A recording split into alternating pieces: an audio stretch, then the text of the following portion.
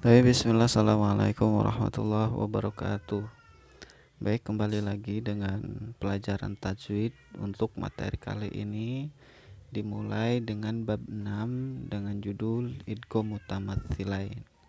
Nah, idgham mutamatsilain ini bisa juga disebut dengan idgham mimi atau sering familiarnya adalah di kalangan masyarakat itu biasanya idgham mimi gitu.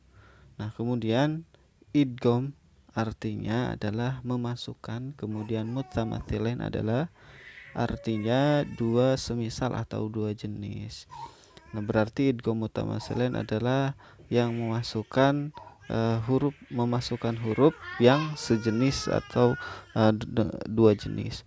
Kemudian disebut idgham mutamatsilain apabila ada dua huruf yang sama dan huruf yang pertamanya sukun. Nah, berarti ketika ada huruf yang sama, kemudian huruf pertamanya adalah sukun. Sukun artinya mati itu. Nah, itu bisa dikatakan dengan idgham mutamatsilain. Nah, contohnya seperti ini. Yang pertama, ini ada za mati bertemu dengan huruf za. Idzahaba. Ini dikatakan dengan idgham mutamatsilain. Kemudian ada contoh yang kedua, ada dal mati bertemu huruf da, wa qad dakhalu. Kemudian ada contoh selanjutnya, nun mati bertemu nun, lan nasdiro. Nah, ketika dalam pembacaan idgham mutamatsilain atau idgham mimi ini, huruf yang sukun atau huruf yang mati itu tidak dibaca. Makanya biasanya ketika dalam Al-Qur'an itu kita menemukan siddah atau tasdid.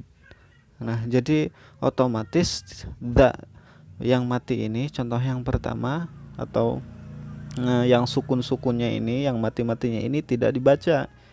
Idzahaba contohnya, da-nya dibacanya satu. Nah, itu kenapa disebut dengan idgham mutamatsilan. Kemudian contoh selanjutnya ada huruf ta bertemu dengan ta sukun, robihat tijaro.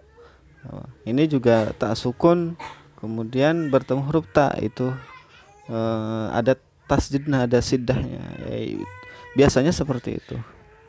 Kemudian terakhir yang sering kita temui juga ada mim mati bertemu huruf mim. Nah, ini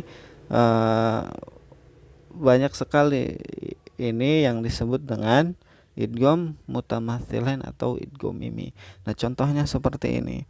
Ini idgham mutamatsilain adalah apabila ada dua huruf yang sama, kemudian huruf yang pertamanya adalah sukun. Nah, itu disebut dengan idgham mutamatsilain. Ini contoh-contohnya.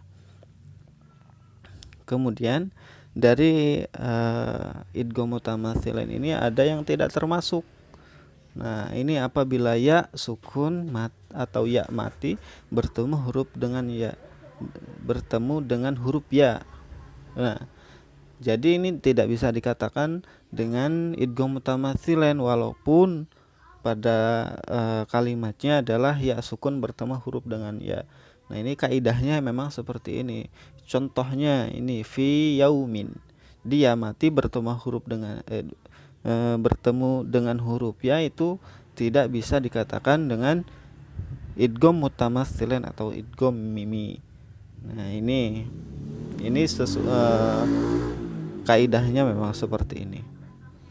Nah, itu sedikit pemaparan atau penjelasan.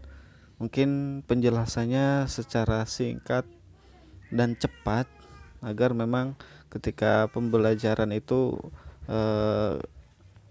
kita bisa langsung memahami gitu, tidak menunggu waktu yang begitu lama karena materi-materi yang panjang. Makanya Ustadz memberikan materi secara singkat dan cepat. Nah, ini kalau misalkan ada yang belum dipahami, silahkan ditanyakan ke Ustadz via WA. Apabila udah paham, ya silahkan nanti Ustadz akan memberikan tugas atau latihan dari materi yang sekarang. Mungkin